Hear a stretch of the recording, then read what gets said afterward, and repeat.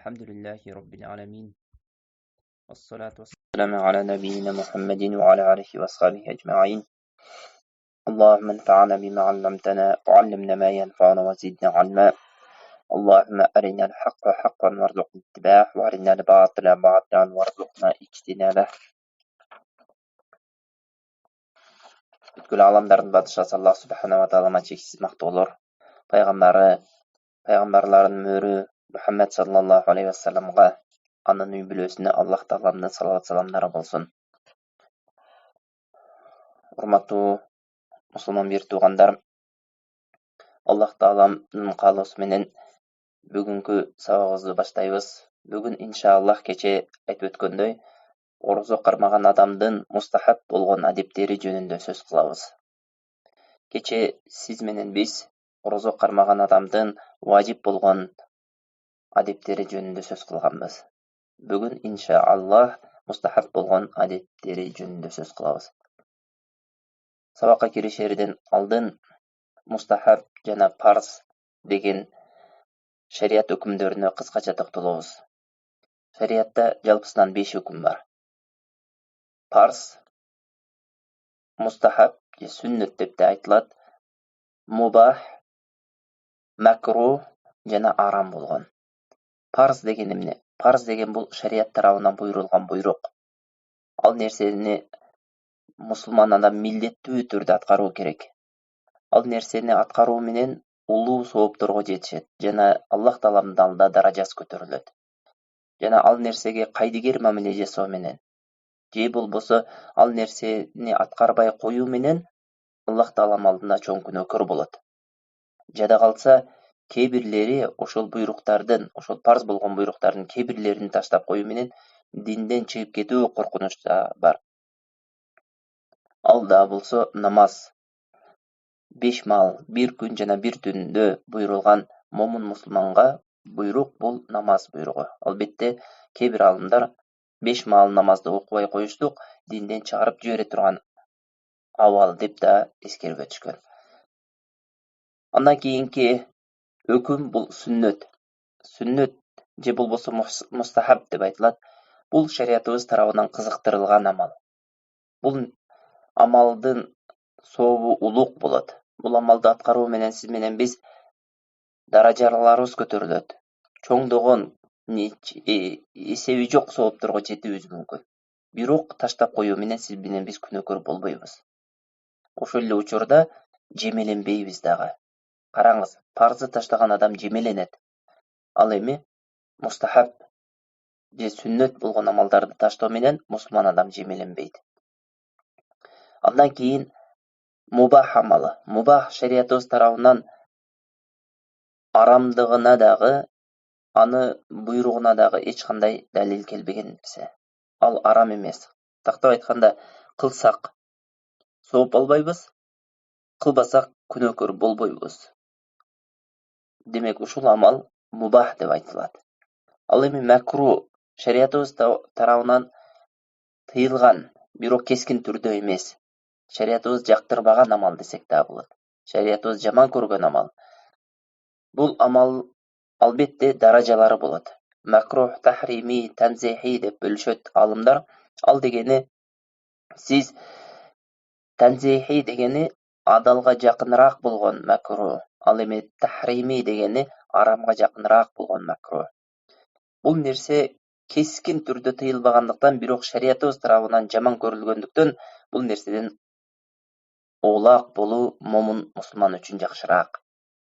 Бул нерсеге үйрөнүп адат кылуу келечекте арам нерсеге эшик ачып берет. Ошондуктан эмне макрух нерседен мусулман адам колунан келишинче аруу болуу керек. Андан кийинки 5-чи өкүм бул арам. Арам шариятыбыз тарабынан кескин түрдө тыйылган амал болуп эсептелет. Бул нерсени аткаруу менен мусулман адам чоң күнөөгө батат. Бул нерседен Аллах үчүн тыйылуу менен мусулман адам сооп алат. Тыйылган учурда сооп алат. Демек, ушул 5 өкүм шариятыбыздагы эң негизги амалдардагы өкүм болуп эсептелет. Шариятыбызда кандай бир амал болбосун, ушул 5 өкүмдүн айланасында айланат. Сөзсүз түрдө. Шариятыбыз буйрулган буйрук же парз болуу мүмкүн. Эгер парз эле болбогон болсо, анда мустахаб же сүннөт болот. Шариятыбыз тыйган амал арам болуу мүмкүн. Эгер арам болбосо, анда макрух болот. Ушул экөөнүн бирөөсү гана болот. Демек, ушул өкүмдөргө карай кечеги сиз менен биз милдет болгон, орозо кармаган адамга милдет болгон адептерди өттүк. Ал дегени сиз менен биз милдеттүү түрдө ошол адептерге моюн сунуубуз керек жана ошол адептерди аткаруубуз керек. Ал адептерди аткарбай коюубуз менен сиз менен биз күнөөкөр болобуз. Ал эми бүгүнкү адептер иншаллах ылдыйда токтолобуз. Бул адептерди кылууңуз жакшы албетте. Кылбасаңыз сиз эч кандай күнөөкөр болбойсуз. Демек, кайсындайдыр бир шариятта бир амал эскерилсе, сиз өкүмүнү сураганга шарият укук берген. Бунун өкүмү кандай? Бунун өкүмү парзбы, сүннөтпү, же болбосо башкачабы деп. Эгерде парз болгон болсо, парз деп айткан болсо, анда сиз милдеттүү түрдө белди бекем байлап, жакшылап киришүүңүз керек ошол амалга. Эгерде сүннөт боло турган болсо, албетте кылсаңыз жакшы, бирок кылбай койсоңуз, сиз күнөөкөр болбойсуз. Эми караңыз, орозо кармаган адамга мустахаб болгон адептердин эң биринчиси саарлык. Саарлык бул шариятыбыз кызыктырган амал. Бул дегени жештик, таң киргенде тамак жештик. Эмне орозо кармоо ниетинде. Ушул нерсе саарлык деп айтылат. Араб тилинде ас-сухур деп коет. Пайгамбар саллаллаху алейхи вассалам бул нерсеге буйруп, тасаххару фа инна фис-сухури барака деди. Бухари жана Муслим риваят кылган хадисте пайгамбар саллаллаху алейхи вассалам саарлык кылыңыздар, чындыгында саарлыкта береке бар деди. Муслим риваят кылган Амр ибн ал-Ас радиаллаху анхудан риваят кылган хадисте пайгамбар саллаллаху алейхи вассалам айтты: "Фаслу ма байна сиямина ва сиями ахлил китаби аклус сахар" деди. Биз менен китеп ээлеринин ортосундагы орозонун айырмачылыгы саарлык кылуу деди. Демек, китеп берилген адамдар да орозо кармайт. Бүгүнкү күнгө чейин кармайт. Ошол эле Тарса деп коет, алар христиандар. Жөөттөр булар еврейлер. Ошол адамдар бүгүнкү күнгө чейин орозо кармайт. Бирок алардын орозосу менен биздин орозобуздун айырмасы, биз момун мусулмандар, тактап айтканда Мухаммед саллаллаху алейхи вассаламдын үммөтү саарлык кылабыз. Ал эми алар саарлык кылышпайт. Демек, ушул нерседе айырмачылык бар. Ошол эле учурда саарлык кылууда жогоруда өткөн хадистин негизинде береке бар деп айтабыз. Пайгамбар саллаллаху алейхи вассалам саарлыкты курма менен кылууну кызыктырып ушундай деп айтты: "Ни'ма сухурул му'мин ат-тамр". Курма менен саарлык кылган момундун саарлыгы кандай сонун деди. Эгер мүмкүнчүлүк болсо, курма менен саарлык кылабыз. Эгерде мүмкүнчүлүк курма табууга мүмкүнчүлүк жок боло турган болсо, анда колубуздан келген нерсени, Аллах таалам адал кылган нерсени жейбиз. Пайгамбар саллаллаху алейхи вассалам ас-сухуру куллуху барака. Саарлыктын бардыгы береке деди. Фала тад'уhu валау ан яжра ахадукум жар'атан мин маин. Сиздердин бирөөңүздөр бир ууртам суу менен болсо дагы саарлык кылсын. Ошол нерсени таштап койбосун деди. Fa inna Allaha wa malaikatahu yusalluna 'alal mutasahhirin. Чындыгында Аллах жана анын периштелери саарлык кылган адамга салават айтат деди. Караңыз, машаллах, Аллах жана анын периштелери сиз менен бизге салават айтса. Аллах тааламдын пенделерине болгон салаваты бул аалымдар Аллахтын райымы деп айткан. Аллах өзүнүн райымына бөлөсү деп. Ал эми периштелердин салаваты, пенделерге болгон салаваты, периштелер Аллах таалама пенденин күнөөсүнү кечирип дуа кылуусу деп айтышкан. Демек, сиз менен биздин саарлык кылуубузга эмне периштелер истигфар айткан болсо, Аллах таалам сиз менен бизди ырайымына бөлөгөн болсо, кандай сонун амал. Ошондой эле саарлык кылган адам ушундай ниет кылуу керек: пайгамбар саллаллаху алейхи вассаламды сүннөтүн ээрчип саарлык кылып жатамын деп. Пайгамбар саллаллаху алейхи ва саллям кылгандыгы үчүн сааттылык кылып жатам деп. Ошондо ушул адамдын саарлыгы ибадатка айланат. Караңыз, субханаллах. Алымдар ушундай деп айтышат. Адатты ниет менен ибадат кылып алуу мүмкүн. Ибадатты ниетсиз адат кылып алуу мүмкүн деп. Илимдүү адамдар ар бир амалды жада калса адат болсо дагы ошол адатты ниет менен кылып жүрүп, ибадатка айландырып чоңдогон соопко жеткен. Ал эми надан адамдар ибадатты дагы ниети жок кылып олтуруп, ибадатты дагы адатка айландырып алган деп. Караңыз, сиз менен биз тамак жешибизди да Пайгамбар саллаллаху алейхи ва салламдын сүннөтүнө ээрчип жатамын. Пайгамбар саллаллаху алейхи ва саллам кылгандыгы үчүн мен кылып жатамын деп ниет кылуубуз менен тамак жешибиз дагы ибадатка айланат. Пайгамбар саллаллаху алейхи ва саллам мындай кылып жатты эле, оң жан башына жатты эле, жатаардан мурда дем салды эле деп адатта уктап жүргөн уйкубуздун алдынан Пайгамбар саллаллаху алейхи ва саллам кылган нерсени кылып коюу менен сиз менен биздин уйкубуз дагы ибадатка айланат. Жада калса ажатканага кирүүбүз дагы Пайгамбар саллаллаху алейхи ва салламдын сүннөтүнө топ келе турган болсо, Пайгамбар саллаллаху алейхи ва саллам ушундай кылып кирген, ушундай кылып ажетине ушаткан жана ушундай кылып ажатканадан чыккан деп ниет кылуубуз менен сиз менен биз ажатканага кирип чыгуу менен эмне сооп алабыз. Бул да болсо Аллах Тааланын ырайымы.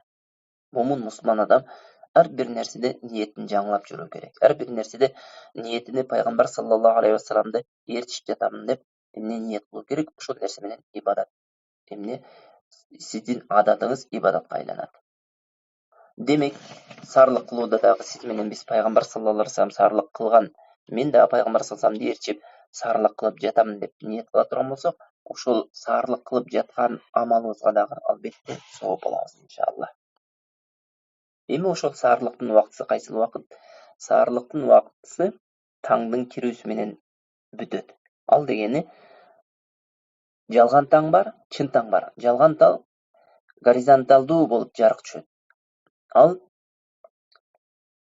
ушул жааттагы илимдүү адамдардын айтуусуна караганда 5 мүнөт же болбосо андан кичине ашык убакыт пайда болот да андан кийин жок болуп кетет дейт.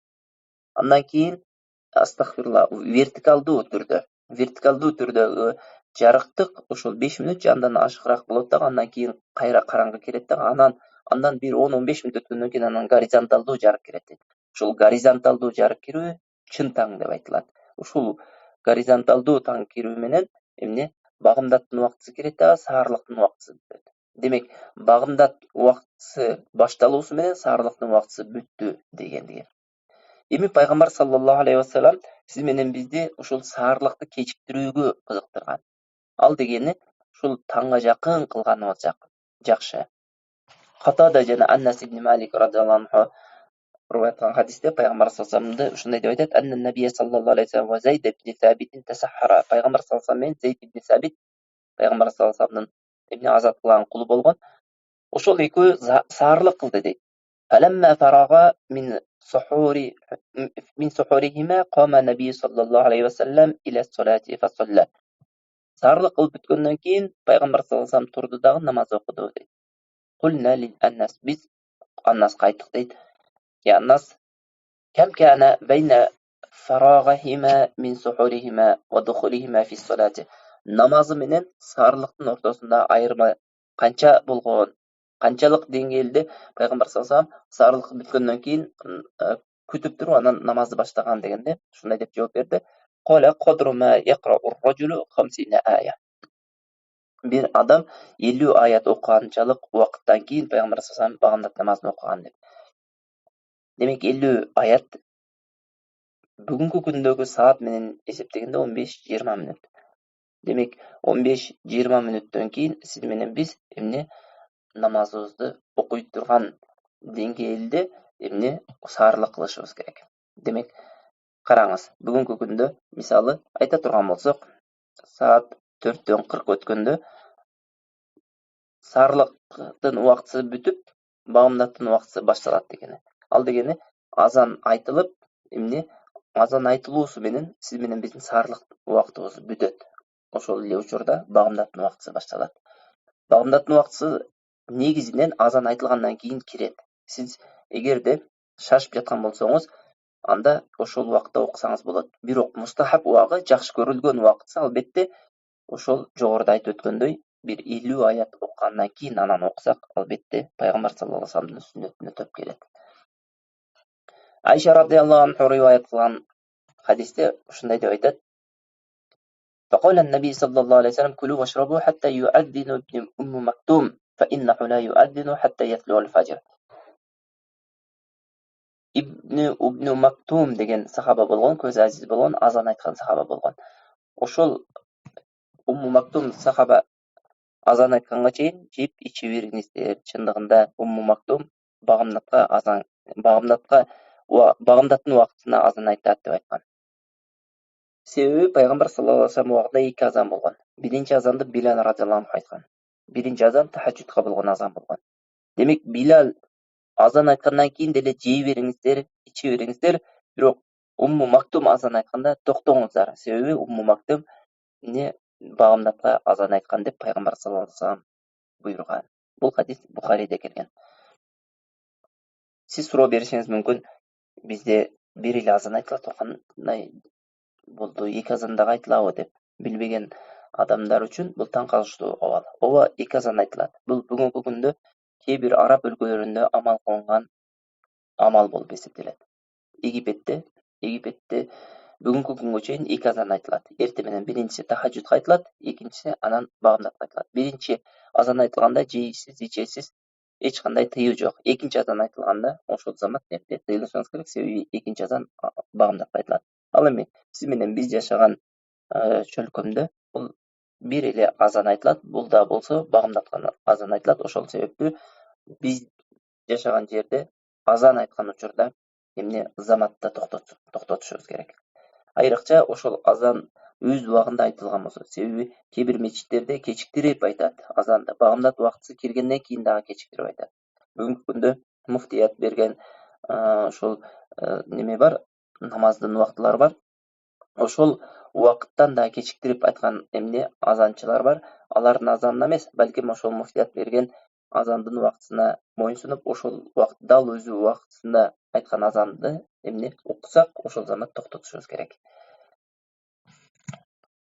Аллах субханаху ва таала Куранда Бакара сүрөсүнүн 183 аятында وَكُلُوا وَاشْرَبُوا حَتَّى يَتَبَيَّنَ لَكُمُ 183 жок, 183 эмес, адаштым башка. Андан кийинки аятта وَكُلُوا وَاشْرَبُوا حَتَّى يَتَبَيَّنَ لَكُمُ الْخَيْطُ الْأَبْيَضُ مِنَ الْخَيْطِ الْأَسْوَدِ مِنَ الْفَجْرِ. Жеңиздер, ичиңиздер ак жип, кара жиптен айырмаланганга чейин дейт. Бул жерде максат таңдан түн бөлүнүп чыкканга чейин. Таң уже бөлүнүп чыккандан кийин анан ал токтотуңуздар, жештикти, ичтикти токтотуңуздар деген аяттын негизинде таң келгенче чейин жеп иче беребиз.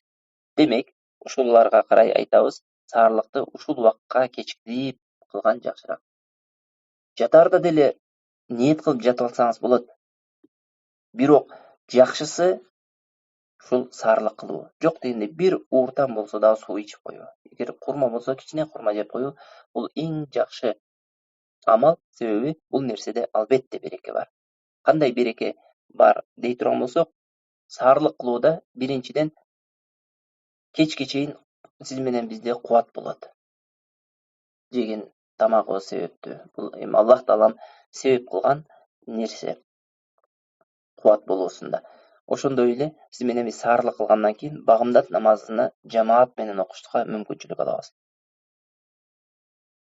Демек, ушуга окшогон саарлыктын жакшынакай даанышмандуулуктары бар. Ошондой эле орозо кармаган адамдарга мустахаб болгон адептердин бирөөсү ифтарды эртелетүү.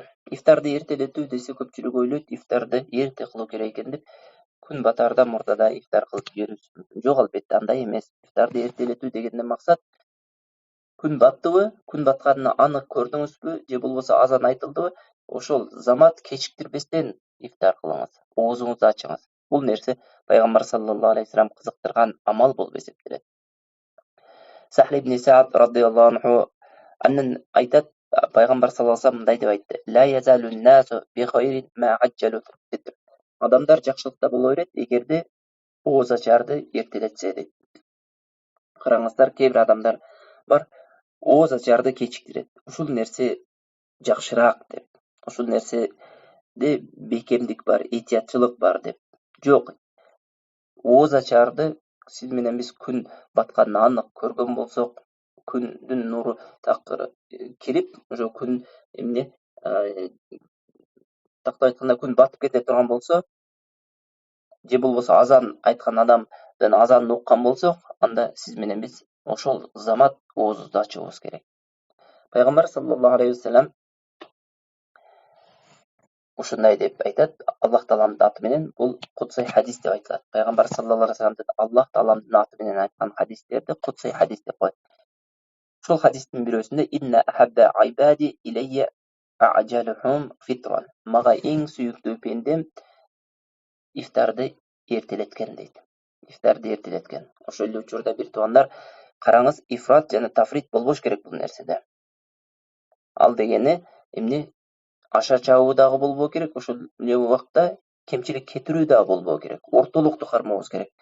Эрте, Аллах Таалам эрте ооз ачканды жакшы көрөт экенсе, күн батаардан мурда оозубузду ачпашыбыз керек. Ошол эле убакта кечиктирип, кеч окуптандын алдынан барып туруп оозубузду ачпашыбыз керек. Жок, мүмкүнчүлүк барбы? Эртелетишибиз керек. Ошондой эле сиз менен биздин ифтарды эртелетүүбүз шам намазын кечиктирип жиберүүгө себеп болбош керек. Ал дегени Египетте кээ бир адамдар, албетте илимден алыс болгон карапайым жөнөкөй эле адамдар биринчи ифтар кылып, курсагын тойгузуп туруп анан кийин намаз окушат. Толук курсагын тойгузуп туруп, ал дегени бир 10-15 мүнөт, 20 мүнөт тамакка убактысын бөлөт, азан айткандан кийин. Жок, андай эмес. Оозубузду Пайгамбар саллаллаху алейхи вассаламдын сүннөтүнө ээрчип, курма мененби, суу мененби бир нерсе менен ачабыз дагы, анан кийин намаз окуп, шам намазын окуп туруп, анан кайра ифтарыбызды улантабыз. Караңыз, Пайгамбар саллаллаху алейхи вассалам ушундай кылгандыгы жөнүндө хадис келген. Аннас радиллаллаху анху айткан хадисте, "Кана наби саллаллаху алейхи вассалам юфтиру qabla an yusalli ala rutubatin." Пайгамбар саллаллаху алейхи вассалам намаз окуурдан мурда рутуба болгон курма менен оозун ачат эле дейт. Рутуба деген бышып турган курма менен. Себеби курма, бышып турган курма бул аябай сонун. Даамыдагы бардык нерсе сонун. Ал эми сиз менен биз жашаган жерлерге келген курмалар көбүнчө как болуп келген курмалар. Өрүктүн бышып турганы кагына караганда жакшы болгон сыяктуу, курманын дагы бышып турганы кагына караганда жакшыраак.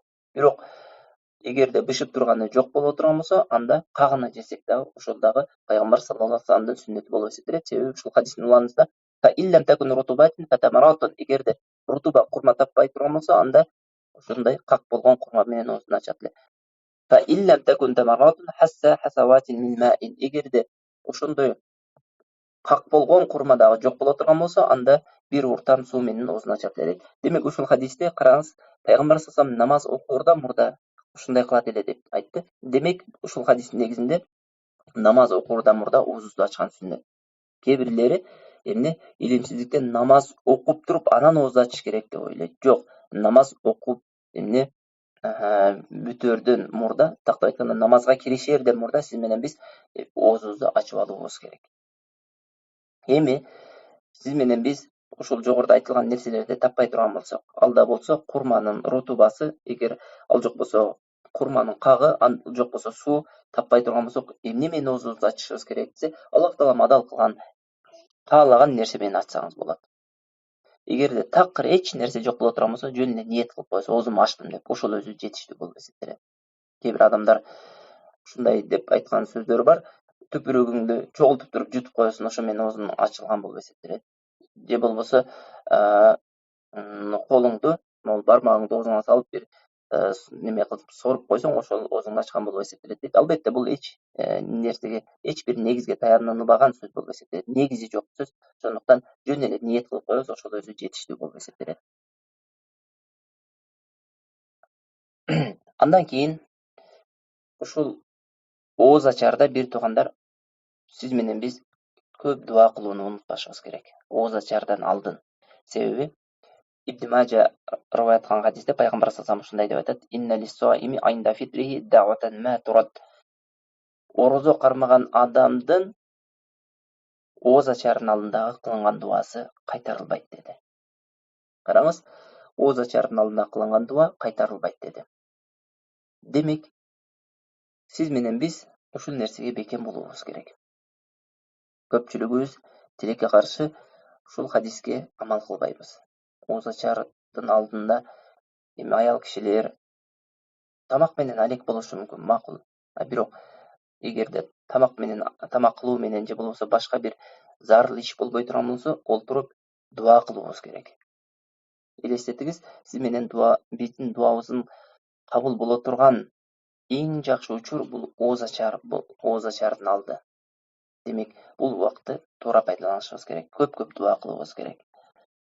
Пайгамбар саллаллаху алейхи ва саллям Ибн Умар радыйаллаху анхудан риваят кылган хадисте ушундай деп айтат. Пайгамбар саллаллаху алейхи ва саллям эгерде оозун ачкан болсо, ушул дуаны кылат эле. Ал дегени: "Захаба дума وابتلت الأروق وثبت الأجر إن شاء الله". ذهب الظمأ, чаңкоо кетти. وابتلت الأروق, тамырлар нымдашты. وثبت الأجر, жана сооп иншаллах бекемделди деп айтат элекен. Демек, ушул дуаны ооз ачкандан кийин айтуу сүннөт болуп эсептелет. Ал эми ооз ачардан алдын кээ бир риваяттар келген: "Аллахумма лака сумт ва ала ризқик афтарт", Аллахым өзүң үчүн ордо кармадым жана өзүң берген рызык менен оозуңду ачтым деп. Бирок бул хадис эмне сахих эмес болуш керек, Аллаху алам. Кандай болбосун, сиз менен биз эмне ооз ачарда көп дуа кылабыз керек. Ораза кармаган адамга мустахап болгон адептердин дагы бирөөсү көп жакшы солих амалдарды аткаруу. Жакшы солих амалдардын эң сап башында тургандары көп Кур'ан окуу, зикир кылуу, дуа кылуу жана нафил намаздарын окуу, садака берүү, ушул сыяктуу амалдар. Албетте, жакшылык амалдын эшиги кенен, эшиктери аябай көп. Аллах Таалам сизге кандай мүмкүнчүлүк берсе, ошол мүмкүнчүлүк менен Аллах Таалама жакындоо жолуну издешибиз керек. Аллах Субханаху ва Таалам берген мүмкүнчүлүктүн баарын пайдаланып, Рамазан айында ушул мүмкүнчүлүктөрдүн баары менен эмне жакшылык амалдарын кылууга аракет кылабыз. Кур'ан окуу. Караңыз, Кур'ан окуу бул өткөндөгү сабагыбызда токтолгондой эң жакшы амалдардан болуп эсептелет. Айрыкча Рамазан айында, себеби Рамазан айында Аллах Субханаху ва Таалам Кур'анды түшүргөндүгү жөнүндө да токтолуп өткөнбүз. Демек, мусулман адам кеминде Рамазан айында кеминде бир жолу Кур'ан хатмы кылууга аракет кылуу керек. Мүмкүнчүлүк таптыңызбы, убакыт таптыңызбы, олтуруп Кур'ан окуңуз. Араб өлкөлөрүндө жүргөн адамдар аябай жакшы билет. Айрыкча арабтардан дагы бардыгы араб эмес, себеби араб өлкөлөрүнүн ичинен динден алысташып кеткен араб өлкөлөрү дагы бар. Жок, айрыкча могул Египет, Саудия, ошол өлкөлөрдө мондой адамдар Рамазанда жанында дайым Кур'ан алып жүрөт. Метродо кетип атса, же болбосо автобуста болобу, коомдук жайларда болобу, жумуштарда болобу, колуна Кур'анды чыгарып, мүмкүнчүлүк тапты дегенче Кур'ан окуп отурганын көрөсүз. Бул эң жакшы абал. Анан кандай сонун абал. Тилекке каршы, сиз менен биз бул абалды биз жашаган жерлерде дээрлик көрбөйбүз. Жок, ушул нерсени адат кылайлы. Айрыкча ушундай коомдук жайларда да алып окуңуз, балким сиз бирөөгө үлгү болуп калаттырсыз Кур'ан окуусунда. Балким себеп болуп калаттырсыз, алда Кур'анды алып окууга эскертме катары алып туруп, ошондой коомдук жайларда айтайлы, мисалы бир жерге бардыңыз, очередьте турасыз. Ошол очередьте турган учурда Кур'ан алып окуп отурсаңыз кандай сонун ибадат. Демек, эмне ошол эле учурда сиз башка бирөөгө үлгү болуп калууңуз мүмкүн. Кур'ан окуусуна себеп болуп калууңуз мүмкүн. Ошондой эле зикир. Зикир момун мусулман адам Рамазанда жана Рамазандан кийин, Рамазандан мурда да кылып жүрүү керек. Бул эң жакшы шариятыбыз кызыктырган амалдардын бирөөсү болуп эсептелет. Айрыкча таңкы жана кечки зикирлер. Бир туугандар, сиз менен биздин жакшылыгыбыз эрте мененки жана кечки зикирлерди айтып жүрүүдө. Пайгамбар саллаллаху алейхи ва салламдын эң чоң сүннөтү эрте менен жана кечки зикирлер. Тилекке каршы эрте менен жана кечки зикирлерди айткан адамдар өтө аз. Айтат, сахих эмес риваяттардын негизинде айтат. Жок, бир туугандар, Пайгамбар саллаллаху алейхи ва салламдан келген сахих хадистердин негизинде сиз менен бизге жетип келген зикирлерди айтайлы, толтурайлы. Таңкы зикирге жарым саат убакыт кетүүбүз мүмкүн, кечки зикирге жарым саат убакыт кетүүбүз мүмкүн.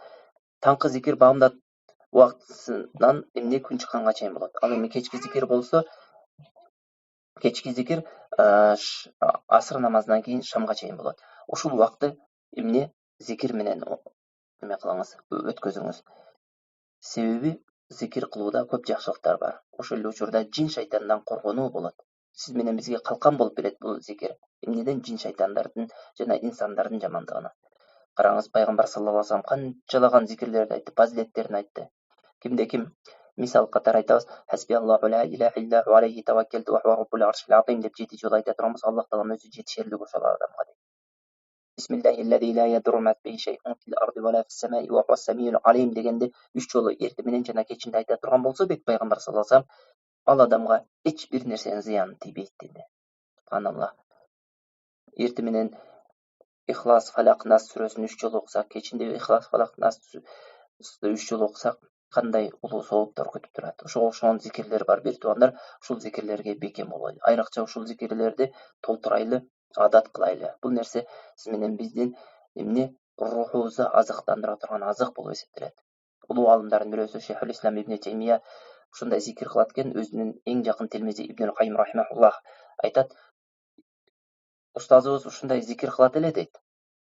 Намаздан кийин жанагы жерде катып калат эле дейт. Багымдат намаздан кийин катып калат эле. Биз барып айтат элек, кичине моундай убактыңызды башка нерсеге бөлүпбөйсүзбү десек, мен зикир кылып атам, мен рухумду азыктандырып атам. Чындыгында бул рухту азыктандыруу денени азыктандыруудан дагы жогору турат деп ушул сыяктуу сөз айтат эле дейт. Караңыз, акыйкат бир туугандар, рух дагы азыкка муктаж. Рух дагы азыктандырууубуз керек. Эми ушул нерсе азыгы зикир, Аллах тааламдын зикири болуу керек. Эгер Аллахтын зикири болбой турган болсо, ал башка нерсе менен азыктанат. Албетте азыктанат. Эгерде адал нерсе менен эмне тамактанбасаңыз, сиздин ашказаныңыз арам нерсе менен азыктанган сыяктуу, денеңиз дагы шариятыбыздагы акыйкат нерсе менен азыктанбай турган болсо, анда батыл нерсе менен азыктанат рухубуз. Ошондуктан бир туугандар, эртең мененки кечки зикирлерге бекем бололу. Айрыкча алхамдулилlah, бүгүнкү күндө таңкы жана кечки зикирлер деп сонун китепчелер которулган. Бул да Аллах тааламдын бир чоң бир неаматы. Ошондой китептер, чөнтөк китептери алар чөнтөгүбүзгө салалы, дайыма алып жүрөйлү. Жаттап, ошол нерсени жат билмейинче, ошол нерсени алып, ошол нерсеге амал кылайлы. Пайгамбар саллаллаху алейхи вассалам караңыз, ушундай деп айтты: "Салатату ла турадду даъватухум". 3 адамдын дуасы четке кагылбайт деди. Ошолордун биринчиси ас-соиму хатта юфтир. Орозо кармаган адам ооз ачканга чейин кылган дуасы кабыл болот деди.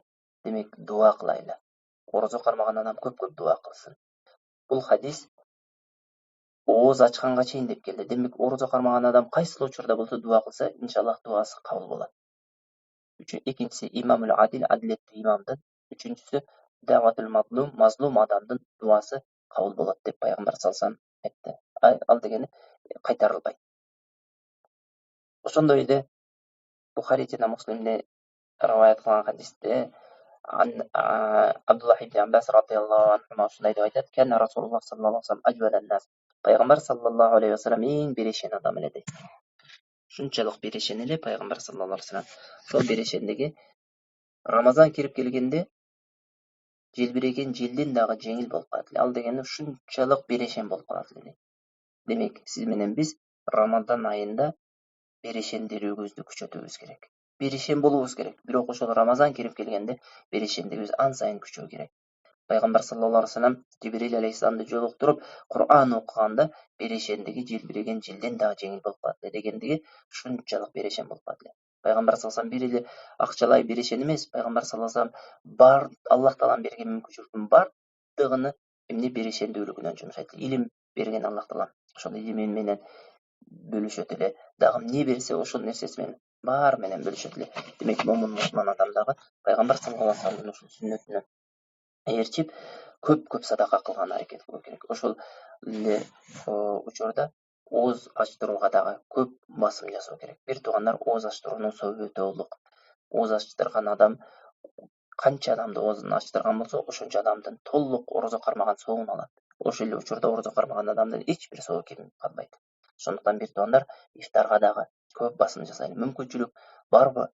канчалаган адамды тойгузган болсо, айрыкча курсак ач болгон адамдарды, ушул муктаж болуп жүргөн үй бүлөлөрдүн оозун ачтырган болсо канча нечендеген сооптор келип турат. Ошондой эле жакшылык амалдардын бирөөсү мүмкүнчүлүк болушунча Аллах Тааламдын эмне берген неаматын эстеп жүрүү. Ал дегени Аллах Таалам сизге берген неаматты дайыма эстеп, Аллахка шүгүр айтып жүрүүңүз. Караңыз, бир туугандар, сиз менен биздин арабызда канчалаган мусулман адамдар жашайт. Бирок кандайдыр бир себептер менен орозодон тыйылып калды. Кээ бирлер такыр кармабай койду, эч бир шариятта үзүр сөз эле эмне орозону кармабай койду. Кээ бирлер шариятта үзүр деп айтылган нерсе менен орозону кармабады. Аллах Таалам сиз менен бизди алардан кылбастан орозо кармоого тауфик бердиби? Бул эң чоң жакшылыгы. Бир туугандар, Аллах Таалам сиз менен бизге орозо кармаштыкка мүмкүнчүлүк берүүсү өзү бир чоң эмне жакшылык. Эми ушул жакшылыгын билип, Аллах Таалама дайым шүгүр кылып жүрүүбүз керек. Аллах Таалама шүгүр кылып жүрүү сиз менен бизге берилген неаматтын үстүнө дагы неамат кошулуусуна себеп болот. Аллах Таалам берген жакшылыгын үстүнө дагы жакшылык кошулуусуна себеп болот. Ошондой эле караңыз, Аллах Таалам сиз менен бизге ушундай мүмкүнчүлүк берди, ошол амалдарды аткарып, сиз менен биздин күнөөлөрүбүз кечирилип, даражаларыбыз көтөрүлдү. Субханаллах. Караңыз, орозо кармаган себептен күнөөлөрүбүз кечирилип, даражабыз көтөрүлөт. Ушундай амалга тауфик берип койгондугу өзү бир чоң бир жакшылык. Аллах Субханала ва Таалам баарыбызды эки дүйнө бактылуу момундардан кылсын. Ар бир амалыбыз пайгамбар Мухаммад саллаллаху алейхи вассаламдын сүннөтүнө эрчи турган жана ар бир амалыбыз Аллах Тааламдын ыраазычылыгы үчүн боло турган амалдардан болуусун Аллах Тааламдан сурап дуа кылабыз. Аллах Субханала ва Таалам орозобузду пайгамбар саллаллаху алейхи вассаламдын орозосундай кылууга тауфик берсин. Аллах Субханала ва Таалам важип болгон адептерге жана мустахаб болгон адептерге амал кыла турган момундардан кылсын. Аллах Субханала ва Таалам алган илимибизди пайдалуу кылсын жана пайдалуу илим менен ырыздандырсын. Аллах Субханала ва Таалам алган илимине амал кылуучу момундардан кылууну Аллах Тааламдан сурап дуа кылабыз. Аллаху алам. Aqulu qawli hadha astaghfirullah li wa lakum. Subhanakallahumma wa bihamdik ashhadu an la ilaha illa anta astaghfiruka wa atubu ilayk. Assalamu alaykum wa rahmatullahi wa barakatuh.